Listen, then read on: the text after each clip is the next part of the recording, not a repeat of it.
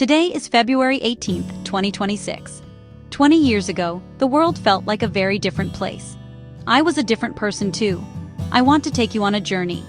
It is my personal story of becoming an introvert. This is not a story of sadness or loss. It is a story of discovery. It is about finding who I was truly meant to be. For many years, I thought something was wrong with me. I wondered why I did not enjoy the same things as others. Why did big parties make me feel tired? Why did I prefer a quiet evening with a book? This essay is my answer to those questions, and I hope it helps you find your own answers too.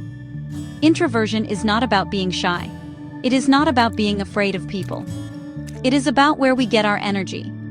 Some people get their energy from being around many others. They are like solar panels, soaking up the sun of social interaction. Introverts are different. We are more like rechargeable batteries. We need quiet time alone to build our energy back up. Understanding this simple difference was the key that unlocked everything for me. It helped me see my past in a new light. It helped me accept myself for who I am today. My journey was long, and it had its bumps along the way. This story starts around 2006. Back then, the world seemed to reward only the loudest voices. The most outgoing person was always seen as the most successful. The person who spoke first in a meeting was seen as the smartest. I tried to be that person. I really did. I pushed myself to go to every party, to join every conversation, and to be the center of attention.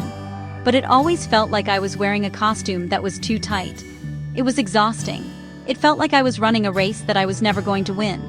This is the story of how I finally stopped running and learned to walk at my own pace. My goal in sharing this is simple. I want to show you that there is nothing wrong with being quiet. There is a deep and powerful strength in introversion. Our society often overlooks this strength, but it is there. It is in our ability to listen deeply. It is in our capacity for focus and creativity. It is in the meaningful relationships we build. So, let's travel back in time together. Let's explore the path that led me from feeling lost in the noise to feeling found in the quiet. This is my journey over 2 decades, a journey into the heart of introversion. 20 years ago, my life was a performance. I woke up each morning and put on my extrovert mask. It was a heavy mask, but I thought I needed it to survive. In high school and my early college years, social life was everything. The measure of a good weekend was how many parties you went to. It was about how many new people you met. I followed these unwritten rules with great effort. I would fill my calendar until there was no empty space left. I believed that being busy and surrounded by people meant I was living a full and happy life. I was a member of several clubs, not because I was passionate about them, but because it was what you were supposed to do. I remember the constant pressure to be on. At social gatherings, I would force myself to tell jokes and loud stories. I would jump into conversations even when I had nothing meaningful to add. Inside, I felt a growing sense of panic.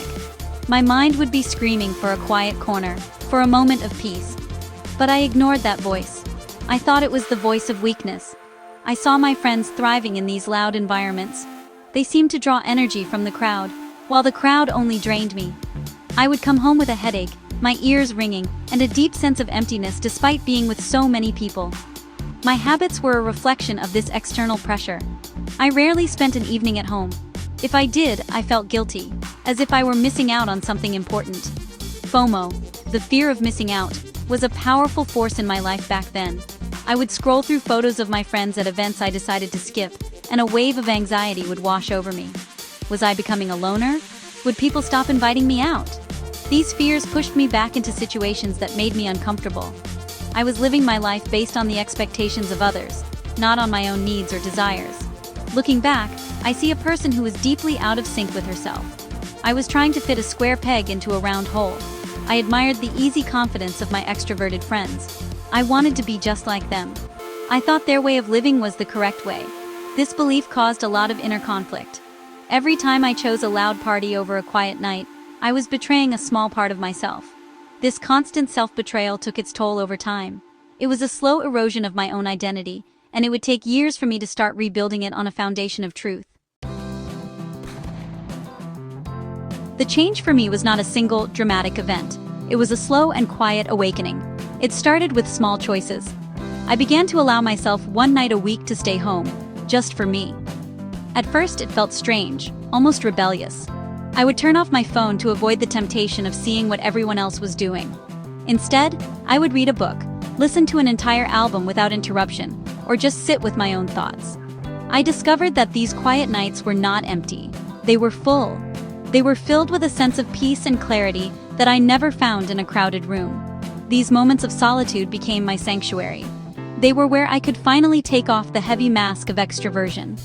I could just be myself, without any judgment or expectation. I started to notice how much better I felt afterward.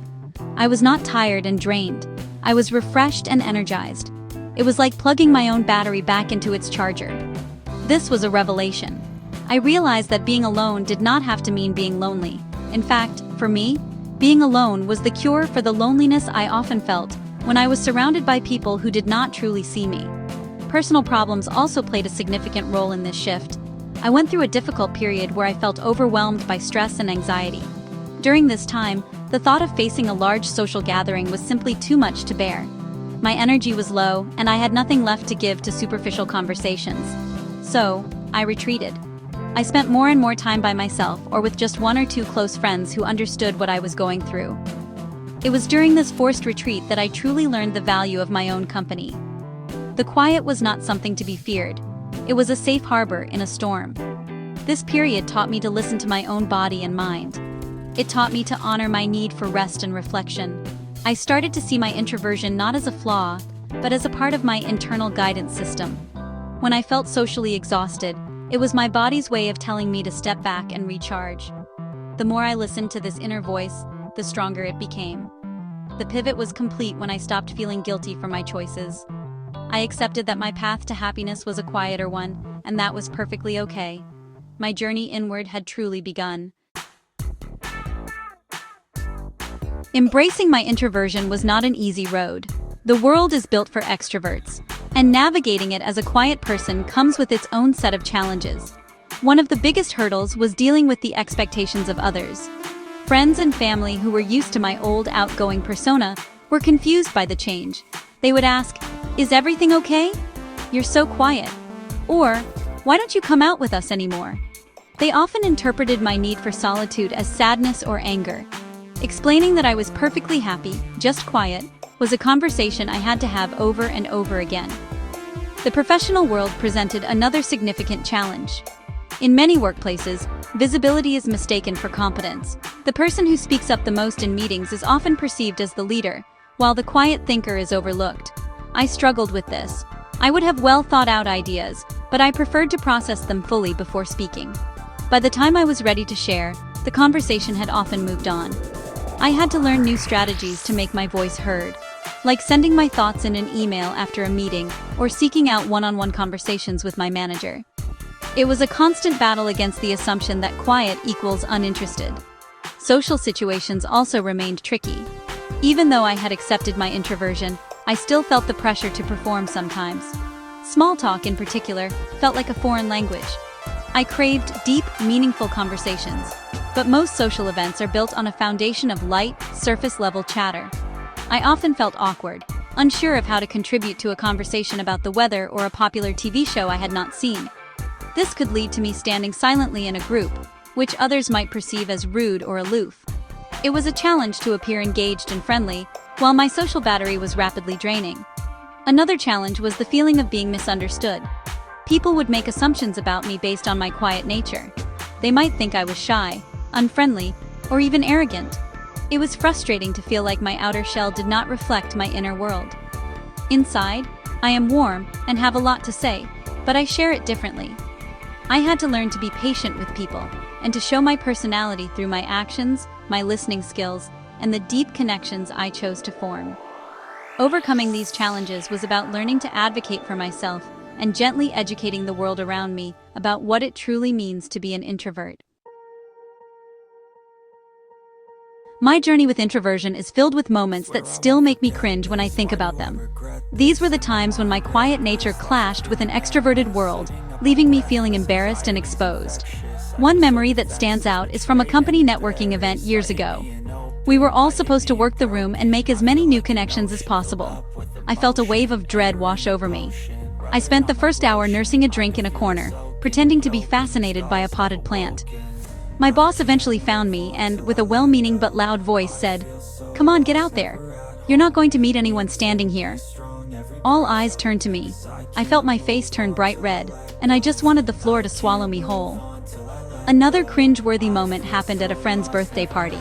It was a surprise party, and the big surprise moment was loud and chaotic. Everyone was cheering and hugging, and I just froze.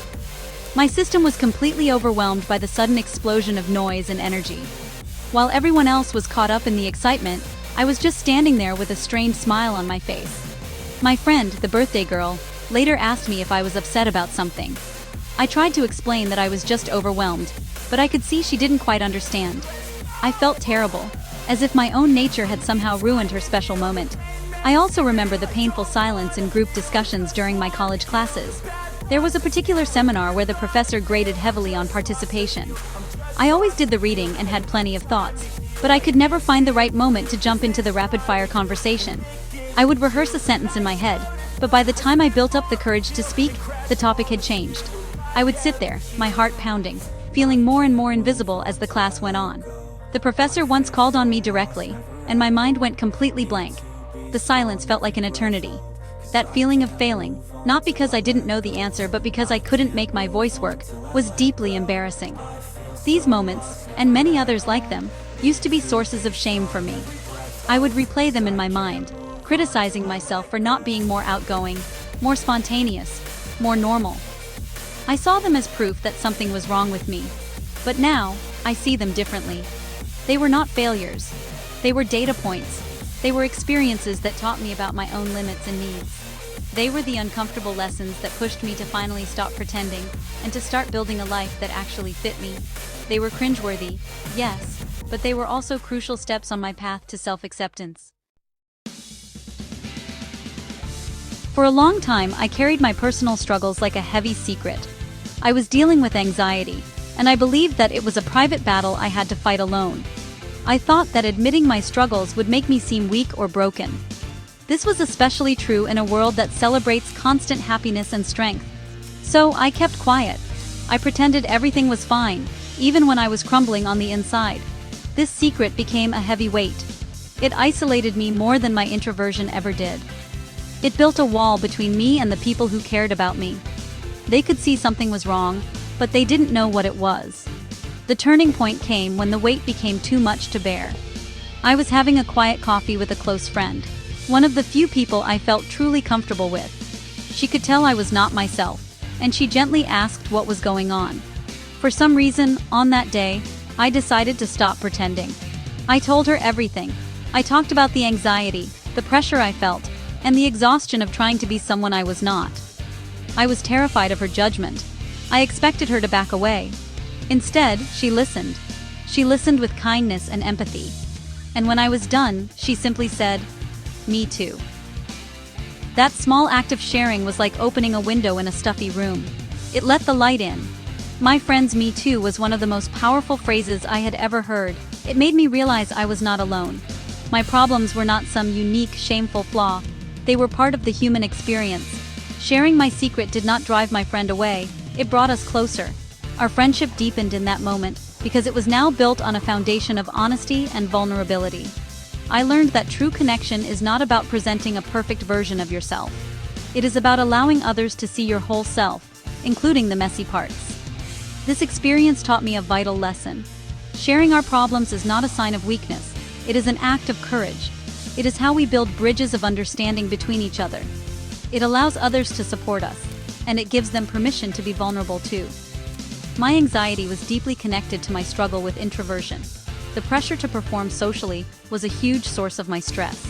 By talking about it, I was able to connect the dots and understand myself better. Sharing my story, first with one friend, and now with many, has been a key part of my healing and self-acceptance. It has transformed my shame into a story of strength. As I let go of the need to be a social butterfly, I discovered the profound beauty of having a small, close-knit circle of friends. In my extroverted phase, I collected acquaintances like stamps.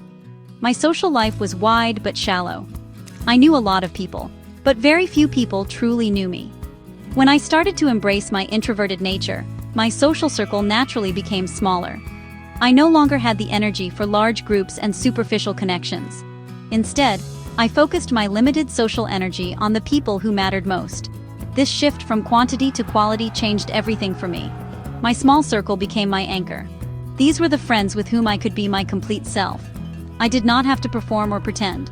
I could be quiet if I wanted to be quiet. I could talk about deep, complex subjects without feeling like I was boring them. We could enjoy comfortable silences together, which is a true sign of a deep friendship. With these friends, a perfect evening was not a loud party, but a long dinner with hours of uninterrupted conversation, or a quiet night in, watching a movie. These interactions did not drain me, they nourished me. They filled my cup instead of emptying it. Building and maintaining these deep connections takes effort, but it is a different kind of effort than working a crowded room. It is the effort of listening deeply. It is the effort of remembering the small details of someone's life. It is the effort of showing up for them when they are going through a hard time. Introverts often excel at this kind of focused, one-on-one interaction. We may not be the life of the party, but we can be incredibly loyal and attentive friends. My small circle taught me that the strength of a connection is not measured by how often you see someone, but by the depth of the understanding you share. This focus on a smaller circle also freed me from the constant pressure of social obligations. I no longer felt guilty for saying no to invitations. I learned that it was okay to protect my time and energy for the people and activities that truly brought me joy and fulfillment. This allowed me to be a better friend to the people who were in my inner circle. I had more to give them because I was not spreading myself so thin. For an introvert, a small circle is not a limitation. It is a source of immense power, comfort, and genuine connection in a world that can often feel overwhelmingly noisy. Today, in 2026, I live a life that is authentically my own. I have fully embraced my introversion not as a weakness to be overcome, but as the very source of my greatest strengths. My quiet nature is no longer something I try to hide. It is a fundamental part of who I am, and I would not change it for anything. I have learned that my ability to be comfortable with solitude is a superpower. It allows me to think deeply, to be creative, and to connect with my own inner voice. I no longer need constant external validation to feel whole. My sense of self-worth comes from within. My introverted strengths have become valuable assets in my personal and professional life. Because I am a natural listener, people often trust me with their stories and problems. I can hold space for them without feeling the need to interrupt or offer quick solutions. In my work, my ability to focus for long periods allows me to tackle complex projects with diligence and care. I may not be the first person to speak in a meeting, but when I do, my contributions are usually well-researched and thoughtful. I have learned to find ways to play to my strengths rather than trying to fix my perceived weaknesses. Of course, challenges still arise. There are still days when I feel drained by social obligations or misunderstood by a world that values noise. The difference is that now, I have the tools to handle these situations. I know how to prepare for a big social event by scheduling quiet time before and after. I know how to politely excuse myself from a conversation when I feel overwhelmed. I know how to communicate my needs to my friends and colleagues. I no longer see these situations as personal failings. I see them as simple mismatches between my nature and my environment, and I know how to manage them. The biggest change is the absence of shame. I am no longer embarrassed by my need for alone time. I am not ashamed of preferring a quiet conversation with one person over a loud party with 50. I have found a deep and abiding peace in accepting myself. This self-acceptance has radiated outward, making all my relationships healthier and more honest. My quiet strength is not about being silent, it is about being grounded. It is the confidence that comes from knowing who you are and living in a way that honors that truth. It is a quiet, steady, and resilient force. If you are reading this and nodding along, this final section is for you. This is a letter to every person who has ever felt out of place in a loud world. To the one who prefers listening over talking. To the one who feels most alive in the quiet moments. I see you. I understand you. And I want to tell you something very important. There is nothing wrong with you. You are not broken. You are simply an introvert, and your way of being in the world is a beautiful and necessary one. Do not let anyone make you feel ashamed of your nature. I want you to stop apologizing for who you are. Stop saying, "I'm sorry, I'm just not very social."